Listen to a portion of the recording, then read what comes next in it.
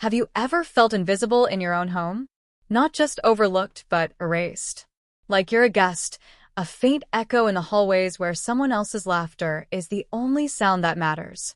My name is Maya, and for 22 years, I lived in the shadow of a monument. My older brother, Liam, the golden boy, the one who could do no wrong. And my parents, they weren't just his audience. They were his builders, his funders, his devoted priests. And me? I was the quiet girl in the corner. The reliable one. The one who caused no trouble, asked for nothing, and because of that received exactly that. Nothing. Until the day of the graduation. His graduation. The day a shiny new car gleamed in our driveway, and a folded piece of paper, cold and official, was placed in my hand. That was the day I stopped being a ghost. That was the day I decided to become a storm. Think of a family portrait. Liam front and center, holding his football trophy, his medical school acceptance letter, his perfect, confident smile beaming. My mother's arm around him, her pride so tangible you could almost touch it. My father, clapping him on the back, his chest puffed out. And then in the corner, slightly blurred, there's me, Maya. The one who got straight A's too, but they were called quiet achievements.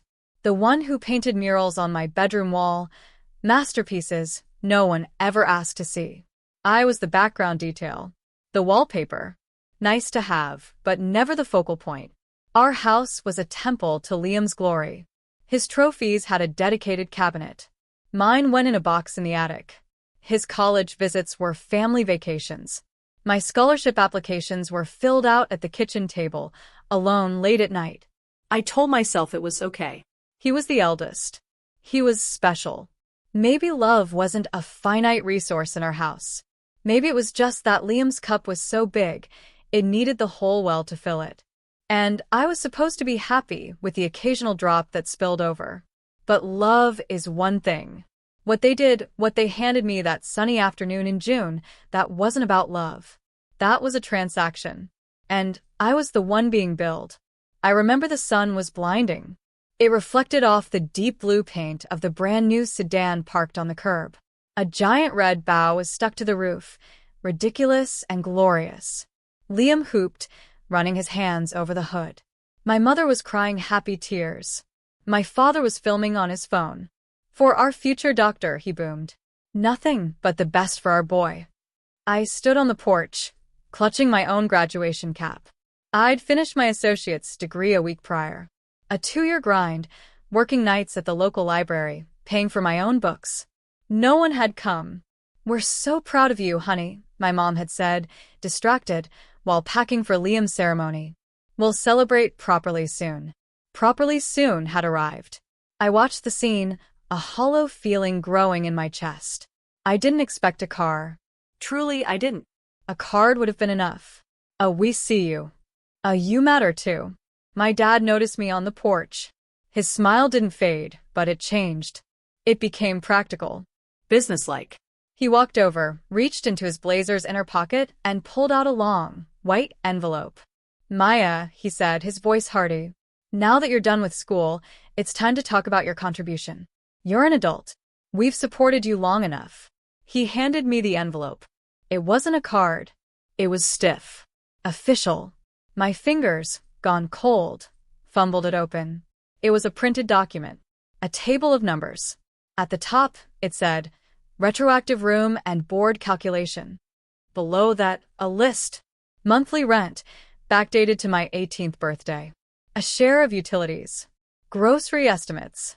It was all itemized, cold, and precise. At the bottom, a final, staggering total. Followed by a proposed payment plan starting the following month. The numbers swam before my eyes. I looked from the paper to my father's face. He was still smiling, proud of his fairness. Behind him, Liam was sliding into the driver's seat of his new car, beeping the horn. My mother waved at him, then glanced at me. "Isn't it wonderful, Maya?" she called. In that moment, the last thread of hope I didn't even know I was clinging to snapped.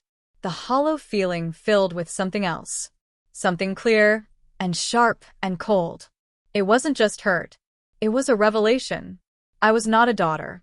I was a tenant, a debtor. Liam was the investment. I was the overhead. I didn't cry. I didn't scream. I just folded the bill neatly, slid it back into the envelope, and looked my father right in the eye. My voice was eerily calm when I said, "I understand." That calm, that was the beginning of the end for them. Because when a quiet person goes silent, that's when you should start to worry. The storm wasn't raging. It was gathering. I turned and walked back into the house, the sounds of their celebration fading behind me. They called me quiet. They called me shy. What they never understood was that I wasn't just listening. I was recording. Every offhand comment, every broken promise, every dollar spent, and every dollar withheld. In a family that saw me as a background character, they forgot that background characters see everything. I wasn't just the ghost in the house. I was its historian and its accountant. That night, while my family was out at Liam's celebratory dinner, "So sorry, Maya. The reservation was only for 4. My mom had said, not sounding sorry at all. I didn't pack a bag. I didn't tearfully scrawl a goodbye letter. I got to work. I went to my father's home office. The door was never locked. Why would it be? Trusting, honest Liam would never snoop. And invisible Maya? She didn't count. I sat in his leather chair. The password was Liam's birthday. Of course it was. I accessed years of digital records, bank statements, tax returns, loan documents.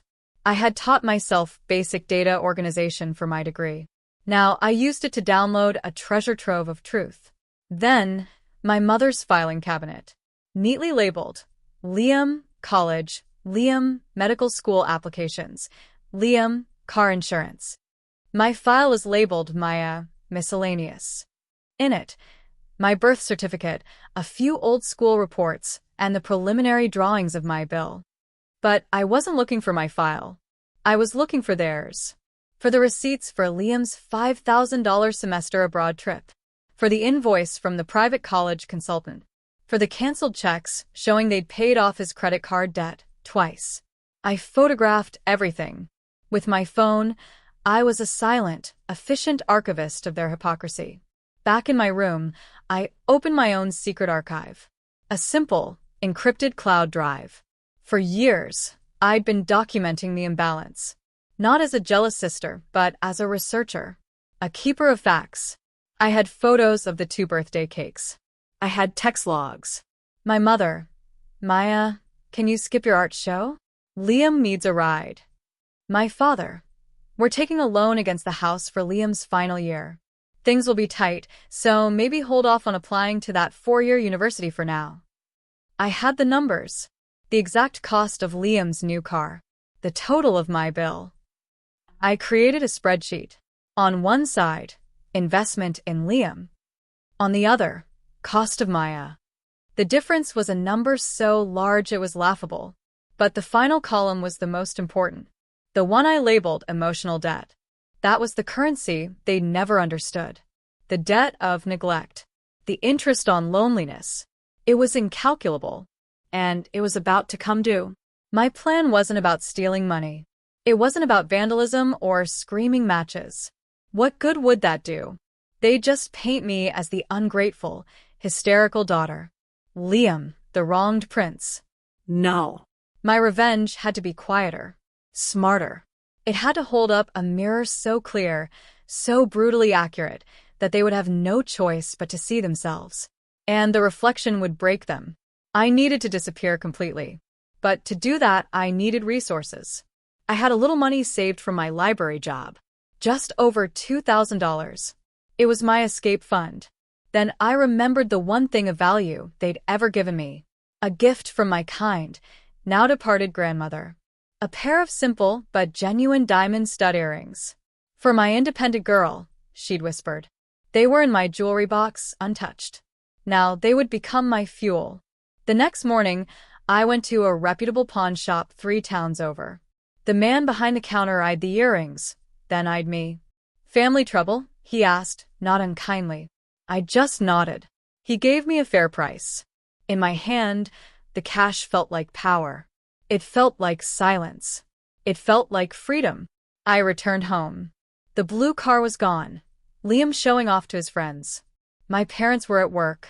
The house was still, heavy with the aftermath of their celebration. I packed a single backpack. Just clothes, my laptop, my external drive, my documents. I left behind everything they had ever bought me.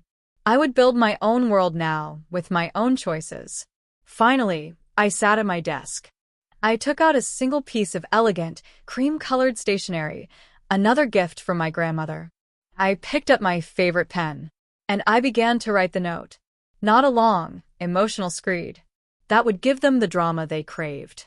This had to be surgical, precise. A bullet of truth, not a spray of buckshot. I wrote only 5 sentences. Each one was a fact. Each one was a door I was closing. I signed it simply, Maya. I didn't date it. My departure was its own timestamp. I placed the note in the center of my freshly made, empty bed. I looked around the room that had never truly felt like mine. No anger, just a profound, chilling calm. I shouldered my backpack, walked downstairs, and out the front door for the last time. I didn't look back. The storm had gathered. Now it was moving out to sea, where they couldn't see it. The bus station was crowded. I bought a one-way ticket to the biggest city, within reach. As the bus pulled away, I looked at my phone. I went to the family group chat and typed, "I've left.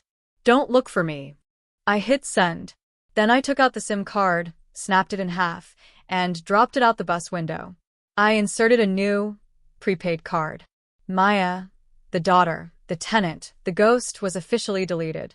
The city didn't welcome me with open arms. It swallowed me whole. And that was perfect. I was a girl in a tiny apartment share, a temp worker at a bland office, a face in the subway crowd. For the first time in my life, I was free. And freedom, I discovered, was the most powerful fuel for a plan of revenge. My days were spent at a data entry temp job, mindless work that paid the bills and let my mind race. My nights and weekends belonged to the project. I created a new identity online. Maya Sterling, freelance financial organizer and digital archivist. It was a skill born from years of observing the financial and emotional disarray of my own family. I was, in a bitter twist, an expert in dysfunctional accounts. And slowly clients came. With each client, I was calm, efficient, and profoundly discreet. Word spread. Maya is a miracle worker, they'd say. She sees the patterns no one else does. If only they knew where I'd learned to see those patterns.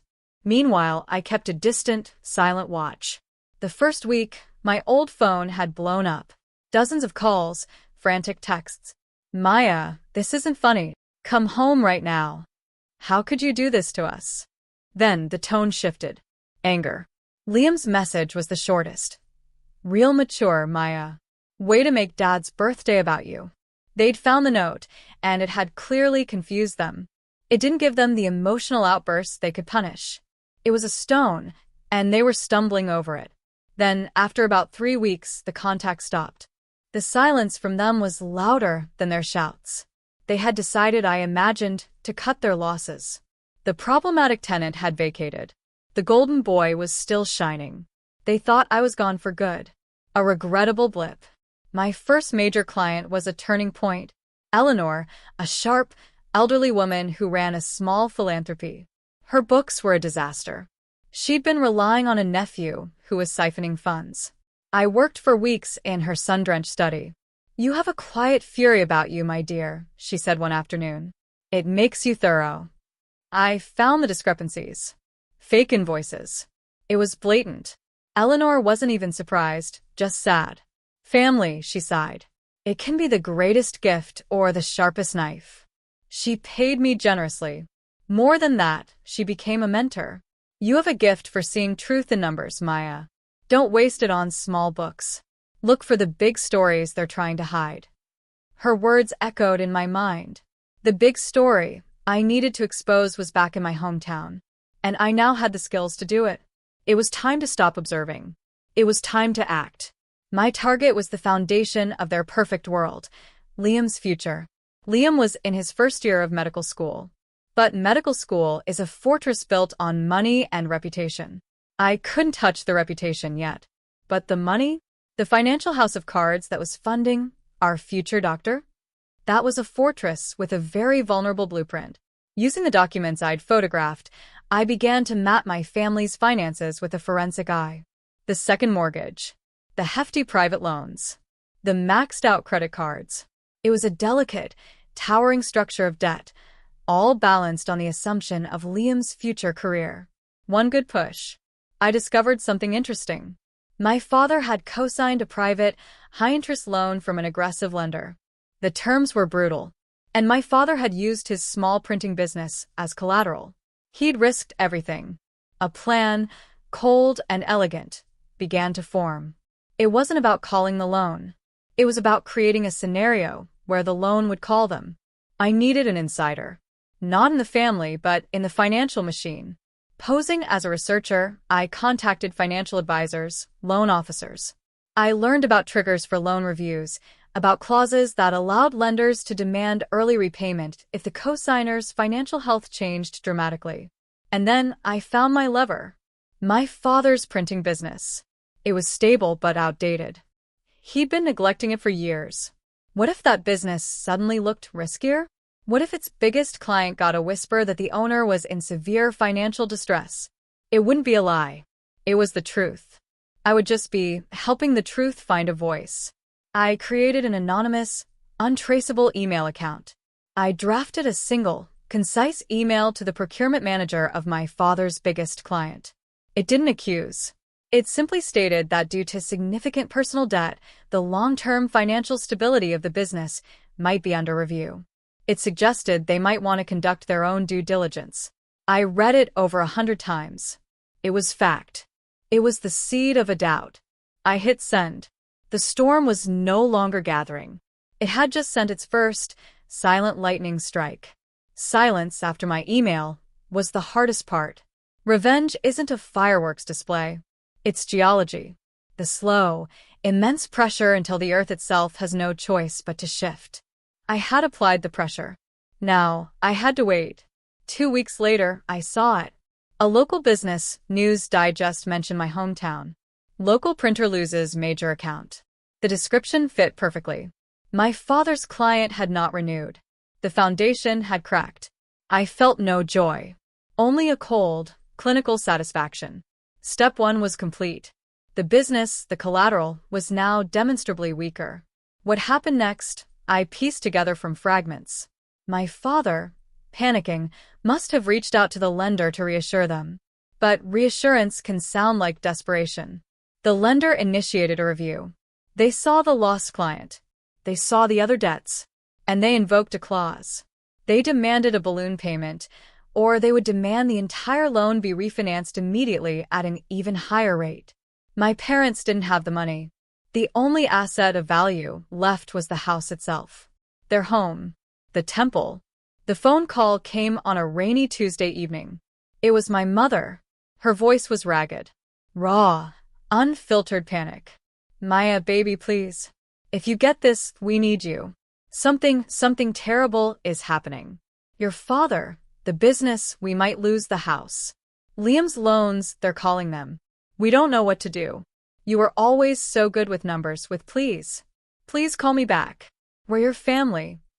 We're your family. The words, now, were a punchline. They needed my skill. My quiet talent for numbers. They didn't need me. I saved the voicemail. It was evidence of the chaos. I didn't call back. Instead, I sent a single text message from my anonymous number to my father's phone. Just a link to a credit counseling service. And one line, you should talk to them. It was a gesture of absolute, icy neutrality. The kind a stranger might offer. The effect was more devastating than any scream. My father, I learned later, had broken down. The pressure was building. The family was fracturing. Liam, the center, was about to experience gravity. It was time to write the second note. Not to my family. This one was for Liam directly. The golden boy needed to understand the true cost of his crown. Liam existed in a world of entitlement. He believed his success was his own. He never saw the machinery behind it. It was time for an invoice to be delivered to the masterpiece himself. I didn't send an emotional letter. Liam would have dismissed that. I created a report. A professional, chillingly clear, forensic financial report. I titled it, The Financial Architecture of Liam's Medical Career, a Cost-Benefit Analysis. Using all the data, I built a complete picture. Direct costs, lifestyle subsidies, parental opportunity cost, a comparative analysis next to mine. The final number under Liam's column was astronomical. In the summary, I wrote as an analyst, the subject's career path is predicated on a significant, high-risk financial leveraging of cosigners. The cosigners are now in jeopardy of losing their primary asset. I bound it into a sleek PDF. The cover email was just 3 lines. Attached is a detailed accounting of the capital invested in your future. The investors are now at risk of total loss. The decision on how to proceed is yours. I sent it to his medical school email. The reaction was volcanic. My anonymous phone buzzed. Liam's voice, shaking with fury. Who is this? What is this sick document? Is this you, Maya? How dare you? You're trying to sabotage me. He didn't mention my parents. He didn't express concern for the investors. His first concern was the threat to him. He called my parents. My mother left another voicemail. Pure despair. Maya, what did you do to your brother? He's hysterical. He's talking about dropping out. He says you sent him some awful lies about money. Why are you doing this? Why are you trying to destroy this family? Destroy this family. I wasn't destroying it. I was simply presenting the audit. They were destroying themselves. A week later, the seismic shift happened. My father, pushed to the brink, made a desperate move. He asked Liam to take out an additional, enormous private loan in his own name to cover the balloon payment and save the house. It's an investment in your own future, son. We just need a bridge. And Liam refused. He refused. The golden boy, when asked to shoulder even a fraction of the weight of his own gilded future, said no. He told my father it was too risky for his credit, that my father should downsize or figure it out. The pedestal didn't just crack. It shattered. My father, the devoted builder, finally saw his creation for what it was, a beautiful, expensive statue that offered no support in return. The fallout was immediate. My father stopped taking my mother's calls about fixing things for Liam. He stopped going to work. He hired the credit counseling service and began the grim process of discussing a short sale on the house. The temple was being sold, and the golden idol was being evicted. My revenge was no longer a plan I was executing. It was a reality unfolding with its own terrible momentum. I had lit the fuse, but they had built the bomb. I felt empty. And yet, there was one final piece. One last note to write. Not of attack, but of conclusion.